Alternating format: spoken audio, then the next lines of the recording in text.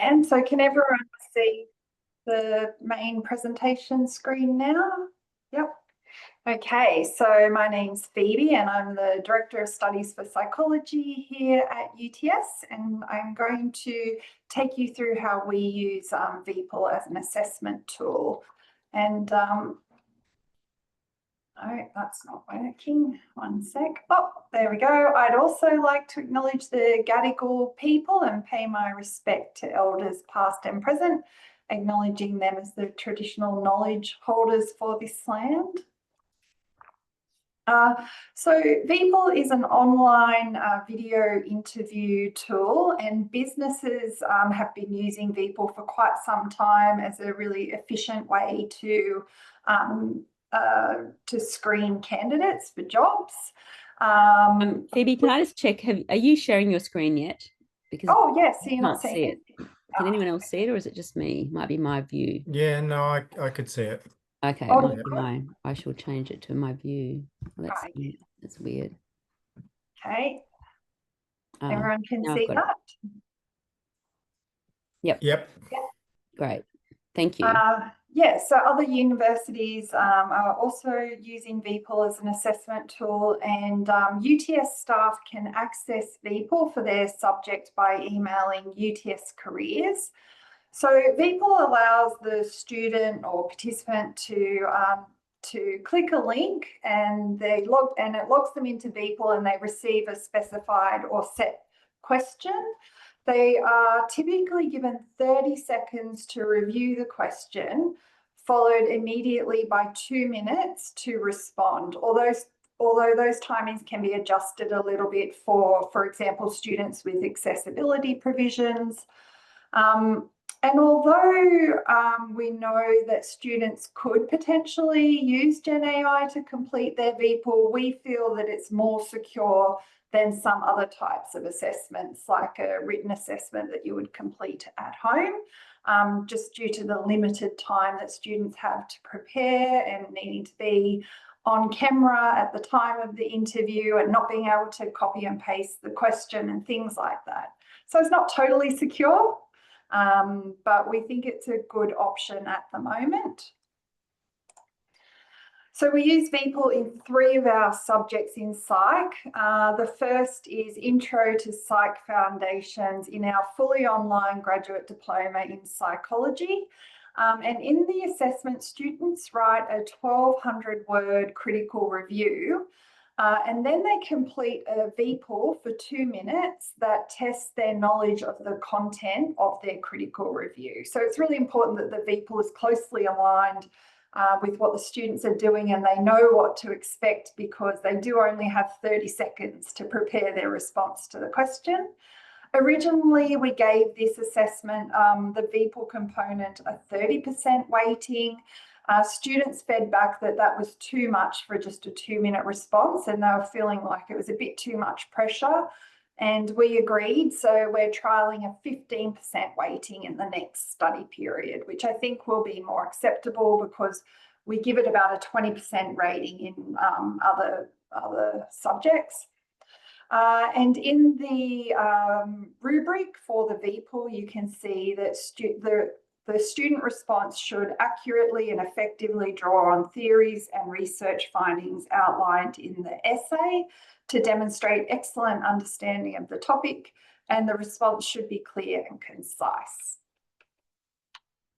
So we also use the VPOL in our career readiness subjects. The first one is in our Grad Dip Advanced, which is an honours equivalent psychology subject.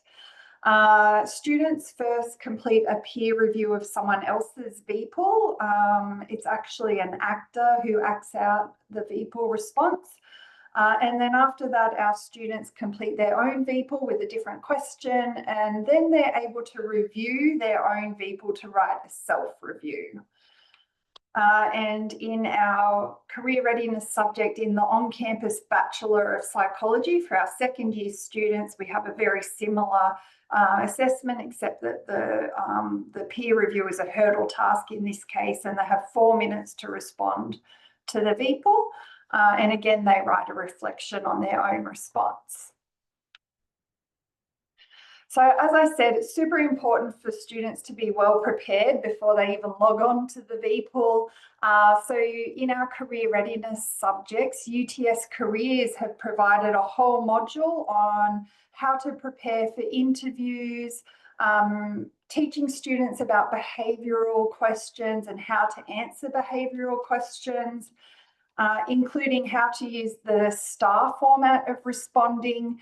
And our rubric in this assessment even refers explicitly to the students having used the STAR format of responding. And the question they're answering is a generic job interview question. So it's not just assessing their understanding of the content in the course, but it's also preparing them for real world experiences of job interviewing, because these sort of online screening interviews are being used more and more, I believe. And then we give more specific guidance on how to use VPOL in particular, so that they're ready for that quick 30-second prep followed by the 2-minute response. And then we include practices before the assessment. So in this honours level career readiness online subject, we actually get students to pair up and practice with each other doing interview questions over Zoom or Teams. And it also provides a really nice opportunity for those fully online students to get to know another student, which most of the time they really appreciate. Whereas in the earlier intro to psych subject, the practice actually takes place in VPOL. So students practice clicking on a practice link where they're actually answering a similar question in VPOL to the question they would get in their real VPOL. You just have to make really clear what's the practice link and what's the real link, so that students know when they're doing the real question as opposed to the practice. So how do you set up a VPOL? Once you have access via UTS Careers, this is the home page, and you can either clone an existing interview setup, or you could create a new setup or a VPOL question setup. And I'll just run you through. I hope this video works. Shout out if it's not. So I'll just show you how you can click on those 3 dots and settings. And then you can add in all the basic info, like we use what they call the practice here as an opportunity to get their camera right. And then there might be a welcome message and a thank you message. And at the end, we put on allow self-reflect, so students can go back in and re-watch their recording so they can write their self-review. And here is where we have our one question. And you can also set the type of response. So we've said video, the length of the review time, and the length of the actual response. And if we got to the other tabs, if you move across to, we'll go across to the invitation URL. This is where you get the QR code or link that we provide to students in the Canvas site, just via an announcement or on the assignment page. So that's how students access their VPOL. You might want to have a whole question bank so that students are not all receiving the same question. And so you can click on this Manage Question Bank tab, and you can either create your own question bank for your subject, or VPOL provides a whole list of different types of sets of questions, usually related to generic job interviews. And you can either edit one of those sets or use your own set of questions. And it just means that students will log on and randomly receive one question out of that bank when they're answering their VPOL. And then in terms of marking, you can get your markers added into the specific assessment in VPOL, and then all they need to do is click on Manage Respondents, and then they can go in and watch the individual VPOLs, but they put their marks and feedback in Canvas. So VPOL's just for watching the recordings. And that was my very quick run through VPOL, how we use it, what it's useful for. And if you have any questions, I'm happy to answer them. Oh, you're on mute, Jan. There we go. Unmute. Fantastic. I'm sure we have questions. The one that came to mind with me is the students' response to it, and how much they're using the practicing versus the Can you tell us a bit about how they've been responding? Yes, so they have been practicing quite a bit, but I don't have the exact stats. Their responses, when I ran the career readiness subject, we seemed to have the weighting right, and I think they really recognised the real world importance of learning this skill, and the feedback was quite good. In the introductory subject, where the VPOR was testing their knowledge of their essay, and it was worth 30% initially, they did find that a little bit stressful. So that's why we've reduced it to a 15% weighting. But some of the feedback said, actually, I recommend having two VPORs worth 15% each, for example. So let us answer two questions. So it's not that they didn't want to do the VPOR at all, but they just wanted us to make some adjustments to how it was delivered. Yeah. Fantastic. Other people questions? Josh, were you about to say something?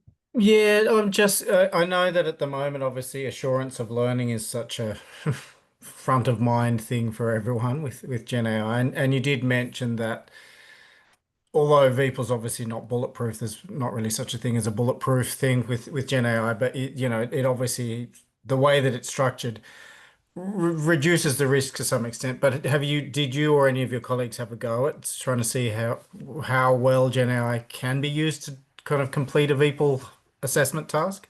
No, that's a good question. We haven't done that, but that is probably something that we should have a go of, so we have a better idea of how easy it is to use Gen AI.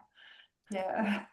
Yeah, I mean, the limited time factor obviously would make it quite tricky, and a student would really, really need to know what they're doing, I think, to make it work. But it would just be, sometimes I find it interesting myself with different tasks to go, oh, I'll give it a go and see what it can do, because Yeah. it's certainly sometimes when people tell me it definitely can't do this thing, I'm like, really? I'm not so sure. But as you said, you weren't saying it definitely can't. It's just No. that the time factor makes it quite tricky to do that. Personally, I'd be more stressed trying to get Gen AI to do it in that limited time frame than just trying to do it myself. Yeah, yeah. And as with all of these types of things, I think, as we, in a couple of years, it might be a lot easier for them. So we'll always have to keep reviewing the assessment tools that we're using. Yeah. Phoebe, you're using it for 2 minutes, which is pretty short. What are the options in terms of how long the response can be? It can go up to 8 minutes from memory. I think 3 minutes for the prep and 8 minutes for the response is the maximum. Yes, and you can have more than one question as well. There's another option. Yes, yeah. Or if a student, if something happens and they need to retake it, you can set up a separate assessment, a supplementary where they can easily retake the question if they need to. Yeah. It's quite useful. Sorry, Daniela. So I've got a couple of questions. When you say you've set up a question bank, roughly how many questions have you got in there? In the Intro to Psych Foundations, there's only about 3 separate questions because we also want to make sure that they're sort of equally difficult, and they all are assessing the same essay, so they're not very different. Whereas in that career readiness subject, there was just the one question, and we actually asked students not to share with other students the question. And again, we can't control everything, but No. And I guess the second thing was in terms of marking. So I've noticed you've actually got a rubric set aside. yes. Versus, I don't know whether, again, I've got a fully online course, as you know. I'm mindful of the marking requirements and whether or not we do satisfactory or unsatisfactory. Like, how do they determine if it's a reflection on the work they've done, how do we determine a grade for that? Yes, that's a good question. And in the rubric I showed, we had 3 grade bands, and they do need to, it's not a reflection, they do need to answer, they do need to tell us what they know about theories in psychology and research findings. So it's more like writing a report for that particular assessment. But we are in the process of reducing the grade bands because in some of our subjects we have the 5 grade bands, H, D, D, C, which are always difficult to differentiate. Yeah. But we also find that, well, we think though having so many grade bands and so much detail, which students ask for, is allowing them to put the rubric into GenAI and making it easier to get GenAI to help write the assessment. So we're planning to reduce the detail in our rubrics next year. Yeah, cool. Yeah. Thank you. Yeah, we're going to go back to the more generic. Yeah. It is a good question, isn't it, though, that idea of how you actually kind of grade or look at the quality of a reflective response. And I think it's something we all think about. But I know back in the day when I was teaching in a subject, I realized that I needed to break down what I meant. I was using the term critical reflection in a rubric, and I needed to break it right down to say, what are you doing when you reflect critically? And it was that whole idea of breaking that down to say, well, you go back to, you don't just describe the situation, you start to show insights that you've come at from having had a look at it. So you kind of really break down, and make that clearer. And I showed my students that, and they gave me more feedback, and I kept breaking it down. So that was a bit of a process, I think, for all of us was great, because we all got, at the end of it, they went, I get it much more now. And part of that was sort of examining assumptions and those sorts of things, which are hard to do unless you actually really dive into what does that actually mean when you do that. And the subject was about student learning. So it was kind of, the assumptions were about the decisions people were making in relation to their learning. So it worked quite well. But that idea of the process of creating a rubric with your students and testing it out. I'm not sure if you did that in this case, Phoebe, but it's something I've found helpful. No, not in this case. Phoebe, how do you run the assessment? Is it it's just the link is there available and they're told to do it by the due date, or does everybody do it in a time frame?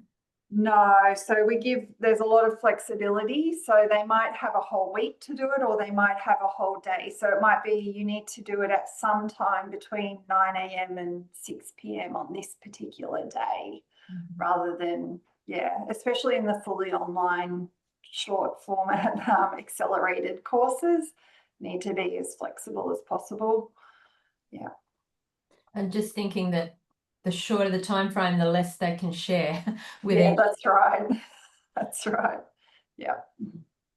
Yeah. I think that 1 day in the online courses is usually what we would give. And we couldn't really give less than that. Yeah. But you don't want to give too much more. Yeah. How many students are in those subjects? So in the on-campus career readiness second year, we currently have 150, but we'll have 300 or 350 next year. So that's growing. And in the fully online, we probably have 120 in the Grad Dip Advanced and maybe about 80 in the Intro to Psych Foundations. Yeah. They're quite big numbers. I think logistically, you're finding it able to manage the logistics. I think having that support through careers obviously must make quite a difference. It's very helpful, and having VPool to administer the interviews is very efficient. So it is far more efficient than if we tried to interview, have real-time interviews with students and organize all of that. So VPool does make it really efficient, and it's very easy to use and administer. And students also find it really easy to use. We haven't had any problems from that respect. So in terms of ease, when you've got really big numbers of students, it's excellent. Yeah. Can you imagine it being used with even larger classes and still being able to be used well? Oh yeah, definitely. Yeah. Yeah, that is Yeah. very helpful, I think. Yeah, it is. It is. Especially if we keep growing, then it will be helpful. Yeah, that's more than a doubling of your student numbers next year. That Yeah, that's right. 150 to 350. It's Yeah, yeah. yeah.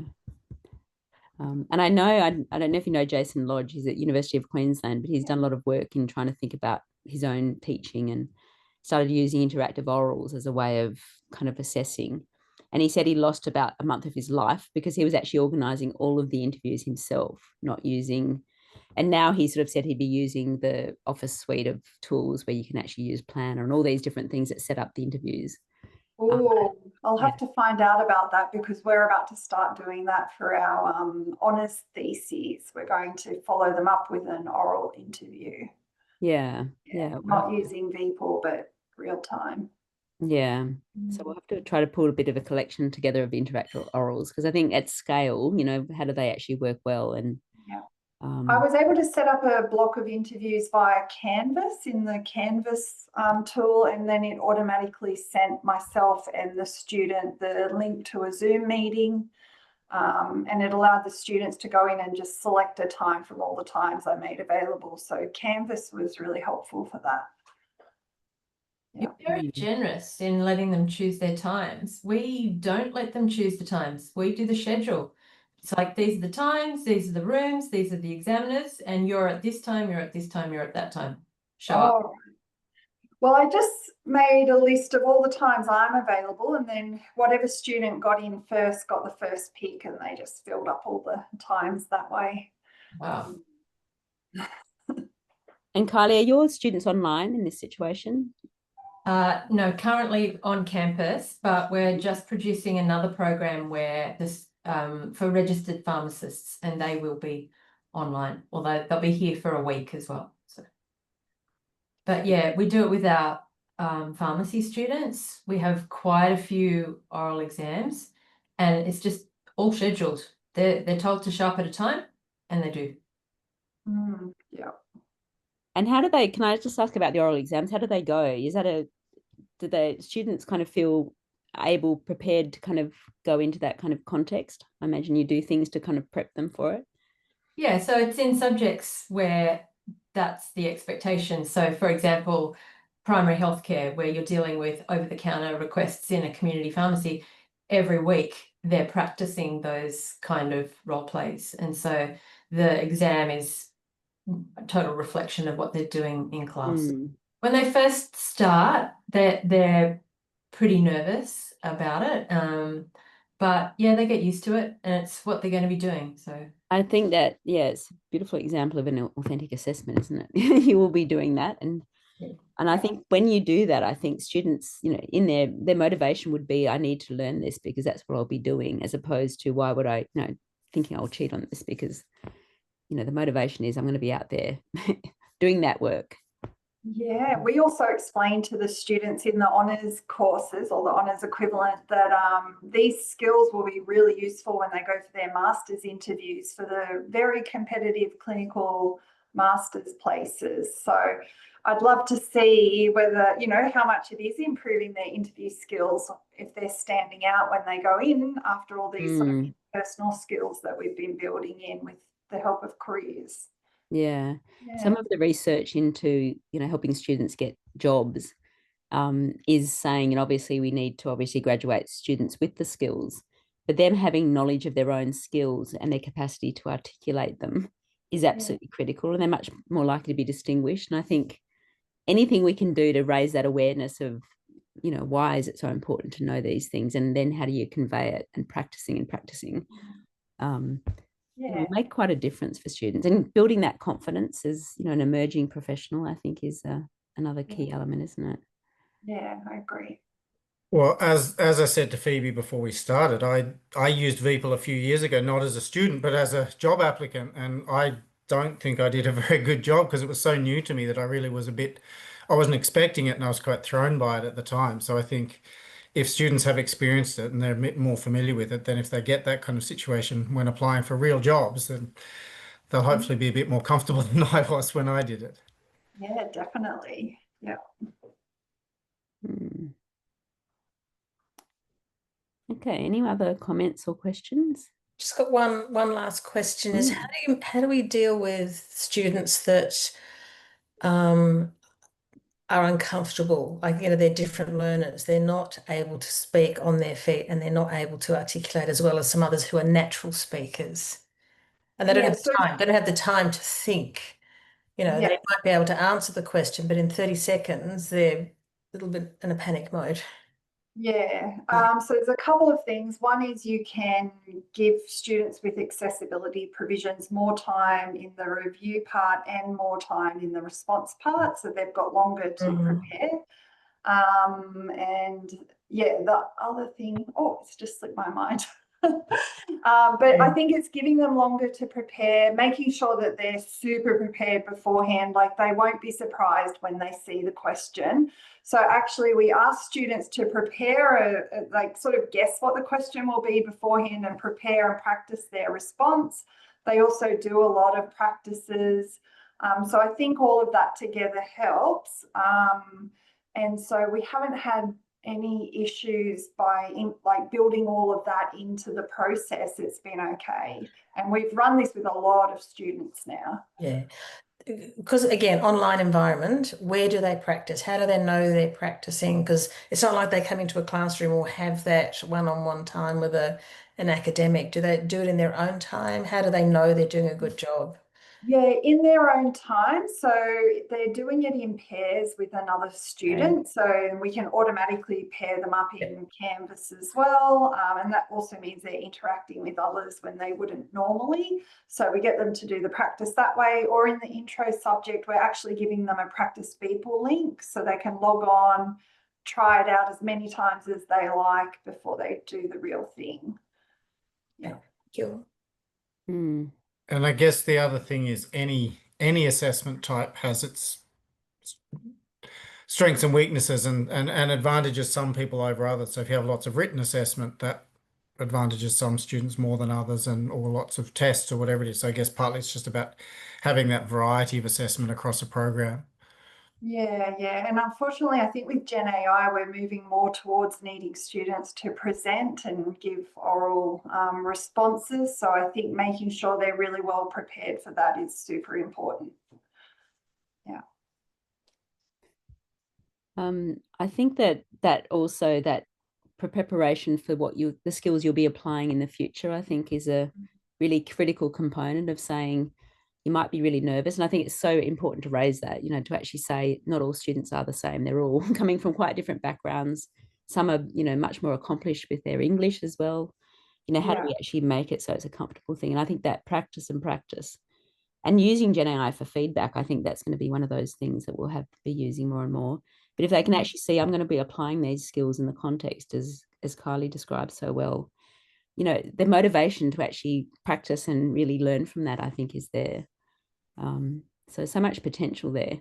And I think all of us, you know, we all think about interviews and think about the nervousness of when you go into an interview and haven't even thought about the questions, and you go in cold, and as you get more accomplished at it, you get much better, and you kind of think I've actually done it. At least I've represented myself well.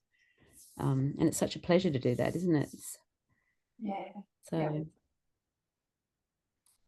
Well, that was very, very fabulous session and really stimulating, I think, to think about that with everyone's input to it as well. So a huge thank you, Phoebe, for putting that together. Look forward to the next iteration, I think, maybe of using AI differently within it. And, you know, AI for feedback, I think, is an area that seems to be exploding a fair bit. And also students being able to be critical of the AI feedback as well, so that they're actually not just taking it as a given. So I think that will be interesting as well. So I haven't actually got the advertisement for the next showcase, but I'm not sure whether anyone has it at their fingertips, but there'll be another one coming up in a couple of weeks. But it's a great opportunity if anyone here would like to volunteer to do a showcase. We'd love that too. But we're making them available, as we said, on video, so that will be something people can follow up, and it can actually be used in different kind of contexts. And so big thank you. And everyone, please enjoy your days. You too. Thanks, Phoebe. Thanks.